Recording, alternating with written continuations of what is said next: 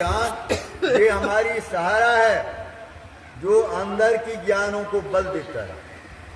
अंदर में जब हम ध्यान की अवस्था में जाते हैं, ध्यान करते हैं, तो उस सत्संग को ये सत्संग बल देता है। लाठी है ये, उस सहारे की सहारा देता है उसको बढ़ने का। आप गुरु का ज्ञान जो है ये है आपका सत्संग का ज्ञान, लेकिन गुरु का ज्ञान जो है वह मोक्ष की राह को दृढ़ करता है। आप जिस मुक्ति के उद्देश्य से, जिस उद्देश्य से, दुख निवारण के उद्देश्य से हम लोग यहाँ हैं, उस उद्देश्य को गुरु का ज्ञान जो है वह दृढ़ करता है। आप जब गुरु ज्ञान को दृढ़ करेगा, गुरु के ज्ञान के अनुसार अगर हम चलेंगे तो हमें मुक्ति का राह दिखाई देने लगेगा, मुक्ति का राह हमको मिलेगा। मुक्ति का राह का ये रास्ता है, एक तरीका है। आप देखिए, सत्संग एक खेत है, सत्संग एक खेत है, और सत्संग रूपी खेत में भक्ति रूपी फसल लगाएंगे, और उस फसल को हम कैसे तैयार करेंगे, कैसे आगे बढ़ाएंगे। अगर पूर्ण रूप से गुरु के ज्ञान के अनुसार अगर हम भक्ति रूपी पौधा को बढ़ाएंगे तो उसमें मुक्ति रूपी फल लगेंगे। सत्संग रूपी खेत में अगर भक्ति रूपी पौधा लगाएंगे, उसको सही तरीके से हम सींचेंगे, उसका निगरानी करेंगे, खाद देंगे, पानी देंगे, तो उसमें मुक्ति रूपी फल लगेगा। कि खेत कम ही खेत में 3000 के खेत में 3 लाख का महल बनता, महल में खर्चा होता। तो ये खेत कम है, खेत को आप सही रूप से बना करके तैयार कीजिए, और तब उसमें भक्ति की फसल को लगाइए। और ये तब होता है जब गुरु की कृपा हो, जब परमात्माओं की कृपा होता। गुरु की कृपा होता तो परमात्मा की कृपा होता। अब इसके उदाहरण के लिए लीजिए, एक बंदर को गुरु का ज्ञान दिया, सिखाया। पहले तो सिखाया, सिखाने का मतलब है सत्संग। सत्संग में ज्ञान होता, सिखाया जाता है, सीख मिलती है। एक बंदर को सिखाया, उसको ज्ञान दिया, और ज्ञान दे करके वह गुरु से ज्ञान मिला, सत्संग से ज्ञान मिला, उसके बाद गुरु से ज्ञान मिला। अब गुरु से ज्ञान मिला, दृढ़ता के साथ उन्होंने भक्ति की, वह हनुमान बन गया। कितना चंचल मन था बंदर, कितना चंचल था बंदर, जो काबू में नहीं आता था। पहले मदारी ने क्या किया, बंदर को 50 हाथ का रस्सी में बांध दिया। अब बंदर भाग रहा है, कूद रहा है। अब रस्सी को कस के खुटा में बांध, रस्सी कूद रहा है बंदर, कूदते कूदते गर्दन में घाव हो गया, छाला पड़ गया, बंदर शांत हो गया। तब उसको 50 हाथ से 25 हाथ के रस्सी में दिया। ये मन शांत करने की बात मैं कर रहा हूँ। 25 हाथ के रस्सी में दिया, वहां भी कुछ देर कूदा, शांत हो गया। अब 2 हाथ के रस्सी में मदारी लेकर के घुमा रहा, बंदर खस लेके बैठा हुआ है। वही है मन की शांति। आप बहुत कूदे 50 हाथ की डोरियों में, अब आप 2 हाथ की रस्सी में बंधे यहां बैठे हुए हैं शांति पूर्वक। अब दृढ़ता के साथ, अब तो शांति आपकी खत्म हो गई। जो उदंडता था, जो थी आप में चंचलता, जो थी आप में ललकता, सब खत्म हो गया ना। अब 2 हाथ के रस्सी में कैसे ठंडा होकर बैठे हैं, मंदारी जैसे न चाहता उसे न। वैसे हम लोग हैं, बहुत उछल कूद कर लिए, बहुत देख लिए, लेकिन उससे कुछ नहीं मिलेगा। अगर आप लोग चाहते हैं कि मैं शाश्वत सुख पाऊं, तो सत्संग रूपी खेत को देखभाल अच्छी तरह कीजिए, सत्संग रूपी खेत को मत छोड़िए। उसके बाद सत्संग से जो ज्ञान मिला, हमको भी हुआ कि नहीं बहुत अच्छी बात है, हमें भी गुरु करना चाहिए। अब गुरु का ज्ञान लेंगे। ये बाहरी ज्ञान आ गया, बाहरी ज्ञान से मन भागा, फिर गुरु से लिए, गुरु ने आंतरिक ज्ञान दे दिया कि नहीं, बाहर तुम मत भागो, तुम अपने अंतर्मुखी हो जाओ, अंतर में देखो, तुम्हारे अंतर में ही आत्मा परमात्मा सब है, वहीं मिलेगा, वहीं पे सारा साधन है मिलने का। मोक्ष का दरवाजा मनुष्य ही खोलता होता है, वह दरवाजा मोक्ष का दरवाजा अंदर ही है। 10वें द्वार की चाबी आपको गुरु ने दे दिया। 10वें द्वार का चाबी क्या है? 10वें द्वार का चाबी आप लोगों को कोई बताया? 10वें द्वार का चाबी क्या है? 9 द्वार आपका गलत द्वार है। 2 आंख, 2 कान, 2 नाक, 6 हो गया, 1 मुंह, 7, 1 मल द्वार, 1 मूत्र द्वार, 9 द्वार है। 9 द्वार गलत द्वार है। लेकिन 10वें द्वार का चाबी देता है गुरु। 10वें द्वार में ये 9 द्वार आपका बाहरी द्वार है, इससे अंदर कोई चीज अंदर नहीं जाएगा। 10वें द्वार में जाइए। 10वें द्वार का चाबी जो गुरु ज्ञान है वह है चाबी। गुरु ने गुरु चाबी दिया है, गुरु ज्ञान दिया है। गुरु ज्ञान का मतलब है चाबी का कि आप बैठ करके जैसे बताए हैं, आप उसमें अपने सूरत को लगा दीजिए। मतलब सूरत को लगाने का मतलब चाबी हम ताले में डाल दी। सूरत को जब लगाए तो चाबी हमने ताले में डाल दिए, वही समझिए। सूरत को लगाने का मतलब है चाबी हम डाल दिए। अब उसके मुताबिक भक्ति कीजिए। अगर भक्ति कर रहे हैं, ताला अगर खटखट कर रहा है और उसके मुताबिक हम स्तुति किए, प्रार्थना किए, विनती किए, उपासना में लगे हुए हैं। अब हम लगे हुए हैं ध्यान में, योग में लगे हुए उस परमात्मा से जहां सूरत लगाए हुए हैं। और सूरत लगते लगते ताला खटखट करते करते जब अंदर ताला प्रवेश कर जाएगा, पूर्ण चाबी अंदर प्रवेश कर जाएगा, तो सूरत रूप की चाबी जब अंदर प्रवेश कर जाएगा तो चाबी अमठेगा तो ताला खुल जाएगा। यही है गुरु का ताला, चाबी यही है गुरु का चाबी। गुरु का चाबी जो है सूरत है, वो सूरत लग गया है ताले में, आपका सूरत रूपी चाबी।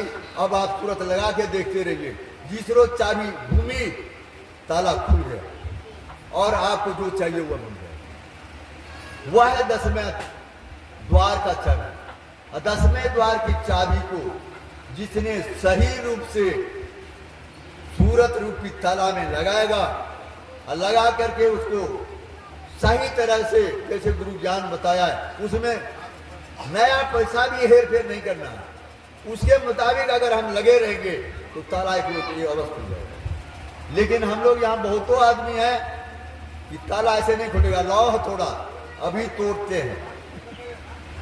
यहाँ पे बहुतों ऐसे आदमी हैं, मानने वाला नहीं है।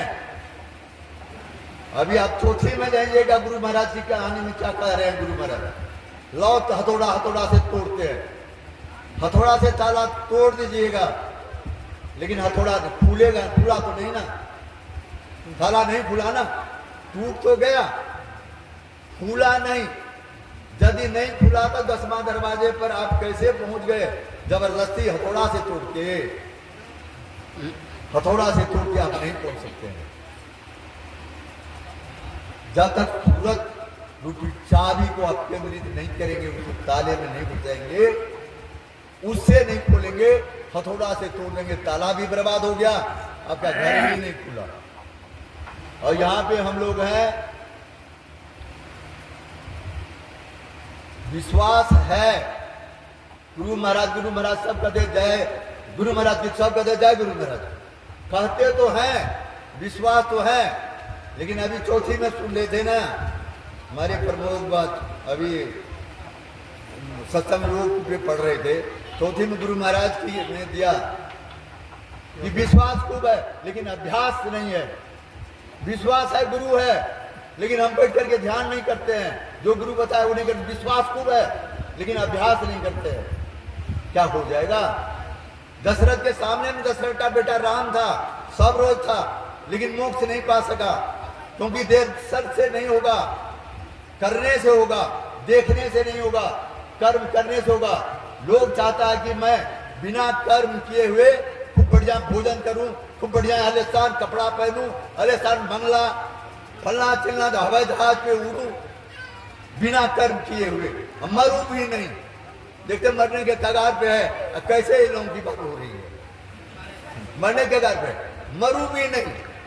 अरे मरना तो पड़ेगा, लेकिन आप कहोगे कि वैसे दर्शन से ही करने से सब काम हो जाएगा, तो लो ना, थाली में चावल है, दर्शन करते रहो पेट आपका भर रहा है, दर्शन करते रहो पेट भर रहा है आपका, भर जाएगा। नहीं भरेगा। जब तक नहीं खाओगे नहीं भरेगा। इसलिए आप लोग, हम लोग जो है ना, भरोसे जो है सत्संग में केवल आते हैं, हम लोगों का भरोसा है कि हम लोगों को मिल ही जाएगा, पेट भर ही जाएगा, ये बड़ी नामुमकिन है। करना पड़ेगा। जो गुरु का ज्ञान है 100%, देखो ने आपके साथ में कमी नहीं रहना चाहिए, उसके मुताबिक आपको करना पड़ेगा।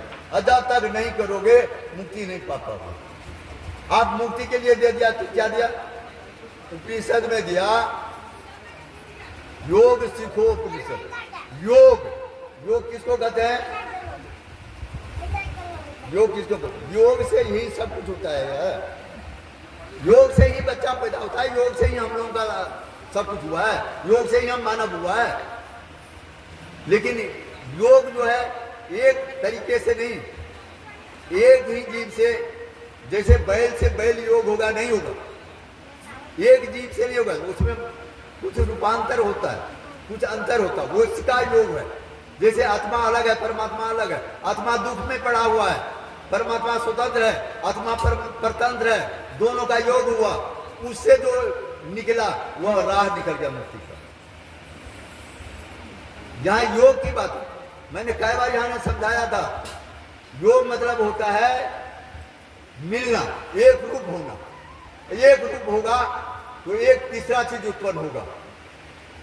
जब ये दोनों नजरों को हम जोड़ेंगे एक जरा, तो इसमें से बिंदु उत्पन्न होगा, एक प्रकाश उत्पन्न होगा। दो को जोड़ेंगे, दो चीज, किसी दो चीज को, नेगेटिव दो तार को जोड़ते हैं, एक में लाइट रहता है, एक में नहीं रहता, दो को जोड़िए तो लाइट जल जाएगी। कोई चीज हो तो दो को जोड़ने का, दो को मिलाने का मतलब है, जोड़ने का मतलब है जोड़ना, एक रूप करना। अज्ञान है जानने के नाम पे। सत्संग में जानते, सत्संग में ज्ञान होता है, जानने का नाम है ज्ञान। ज्ञान है, जिसको जान गए ज्ञान हो गया उसका। ज्ञान और योग दोनों है। ऐसी चीज को ब्रह्मा जी को सब बतला दिया, अरे ज्ञान से मुक्ति हो जाएगा। कोई कहता योग से मुक्ति हो जाएगा, कोई कहता नहीं योग और ज्ञान दोनों से मुक्ति होगा। ब्रह्मा जी आज चले गए शिव जी के पास। शिव जी मंच पे बैठे हुए हैं, ब्रह्मा जी नीचे में है, प्रश्न कर रहे हैं। शिव जी श्रोता है, ब्रह्मा जी श्रोता है। ब्रह्मा जी कहते हैं कि हे शिव जी से कि हे प्रभु, कोई कहता है योग से मुक्ति होगा, कोई कहता है ज्ञान से मुक्ति होगा, तो मुक्ति कैसे होगा? लोग कुछ से कुछ बोलते हैं, कोई कहता है केवल ज्ञान से, कोई कहता है केवल योग से। शिव जी कहता है नहीं, ज्ञान और योग दोनों चाहिए। ज्ञान नहीं होगा तो आप कहां पे सूरत लगाओगे? उसके लिए गुरु का ज्ञान चाहिए। योग के लिए, इस ज्ञान के लिए आप सत्संग का ज्ञान चाहिए। दोनों का योग होगा। जब योग होगा ना, तब आपको भक्ति मिलेगी। योग होगा तब आप परमात्मा का राह मिलेगा, परमात्मा का रास्ता मिलेगा। अब योग के विषय में मैंने सब लोग कई बार दिया हूं, फिर भी आज उदाहरण दे रहा हूं। आम का बीजू लेकर के हम कलम में, मालदा में लगा दिए, दोनों मिला, बीजू को ऊपर से काट दिए। अब माँ उसमें जिस पेड़ में लगा उसको नीचे से काट दिए। और 2, 4, 6 महीना 8 महीना बढ़िया से सेवा किए, मन स्तुति प्रार्थना उपासना भक्ति करना का मतलब सेवा। उसमें खाद बीज दिए और 2-3 साल के अंदर जो मन में चाहे थे, हमको मालदा आम मिले, बम्बई में आम मिले, मिल गया। 2 का योग कर दिया ना। अब है यहाँ पे कि मरने के समय में अगर आपका अभ्यास नहीं रहेगा, ये बात बाली ने कहा था। बाली को जब बाण मारा ना भगवान राम ने, तो बाली कहता है कि आप तो व्याधि की तरह हमको मारे हैं, शिकारी की तरह छुप के। आप तो आए थे सबकी रक्षा करने के लिए, आप तो मुझे छुप के मारे हैं। क्या सुग्रीव आपका बहुत प्यारा दोस्त था, मैं बैरी था, आप हमको मारे?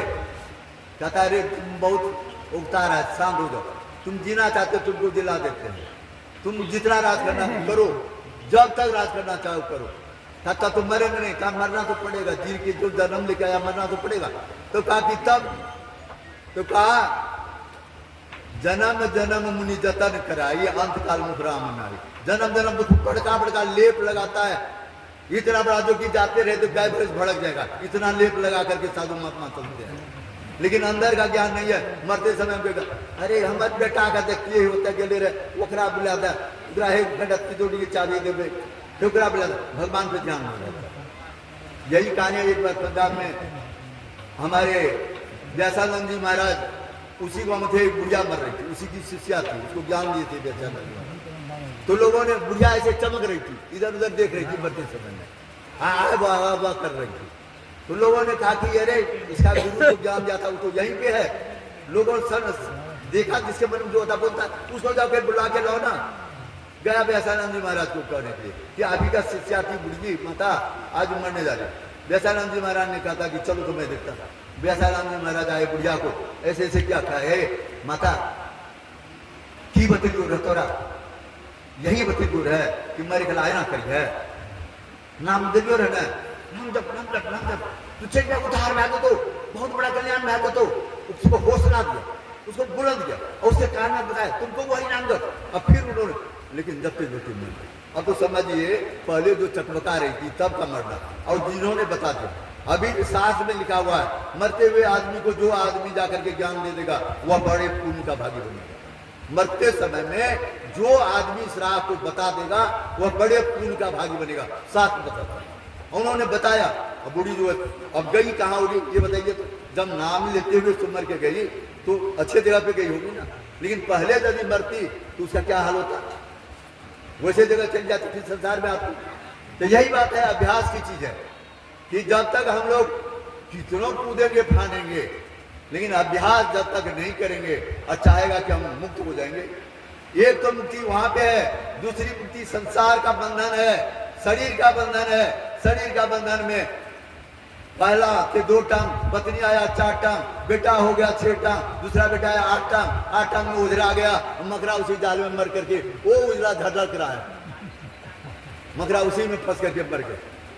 होश नहीं है उस मकरे को, मकरा बन गया। अरे होश में रहो, होश में रहो। होश जब ये होश का बताया बुढ़ापे में जब सोचने लगता तब होश में, तब दूसरे कदम हो जाता है। हमारे ये सिद्धू बुआ करते थे होश है तो जोश नहीं, जोश है तो होश में नहीं आ रहा है, गमा हुआ है संसार में। जब तक हम लोग क्रिया को नहीं करेंगे, गुरु महाराज के बताए हुए ज्ञान को पूर्ण रूप से 100% नहीं करेंगे, तब जो चाहेंगे हमें मुक्ति मिल जाए नहीं मिलेगा। इस संसार के बंधन से मुक्त होना पड़ेगा। संन्यास ले लिया, आज मुझे क्या हुआ, मैं लोगों के कहने पे कर रहा हूं, अब क्या होगा मैं नहीं जानता हूं क्या होगा। लोग कहता है कि संन्यास लेने के बाद घर द्वार छोड़ दो, चिंता फिंता छोड़ दो। मैंने छोड़ दिया खेती गृहस्थी, चिंता फिंता, टका पैसा लेना देना घर से कोई मतलब ही नहीं रखा। जब मतलब हटा दिया ना तो अब इतना सामग्री हमारे आश्रम पे रहता है कि हम 10 आदमी को कभी खिला सकते हैं, कभी बढ़िया से लोगों को स्वागत कर सकते हैं। इतना सामग्री हम मुझे आते ही रहता है, इधर से उधर से उधर से उधर से। घर से कोई मतलब, एक गिलास पानी में मतलब नहीं रखा हुआ। लेकिन मुझे अब पता चल रहा है, पहले तो कहते थे नहीं जाएंगे कैसे खाना मिलेगा, कैसे क्या होगा। लेकिन तब याद आता कि गुरु महाराज कहते थे जो संतों के शरण चला जाता है, जो गुरुओं के शरण जाता है वह अनाथ नहीं होता है, वह सनाथ होता है। उसको ओढ़ने पीने खाने पीने की कमी नहीं होती है, उसको सब कुछ परमात्मा ने पूरा करता है। तो यही बात है, हम लोग भी विश्वास है लेकिन अभ्यास नहीं है। हम लोग विश्वास तो किए हुए हैं गुरु महाराज पे, भजन पे, सत्संग पे, लेकिन अभ्यास हम लोगों के पास नहीं है। अभ्यास कीजिए, सामने में भगवान रहेगा, दर्शन से सामने में। वही उदाहरण दिया, खाने का, खाना परोसा हुआ है 52 प्रकार का, आप देखते देखते अगर पेट भर जाता है तब तो विश्वास कर लीजिए कि नहीं, विश्वास ही तो सब कुछ नहीं। अभ्यास पे है, आपको भोजन करना पड़ेगा, मेहनत करनी पड़ेगी, आपको उसके लिए व्यवस्था करना पड़ेगा, तब आप पाएंगे। इसलिए कर्म कीजिए, कर्म प्रधान विश्व करी रखा, जो जस करनी तस पल चाखा। कर्म आपका प्रधान है तो किस्मत आपकी दासी है। अगर आपकी नजर, आपकी आचरण अच्छी है तो घर में ही मुखरा काशी है। बोलिए श्री सद्गुरु महाराज की जय।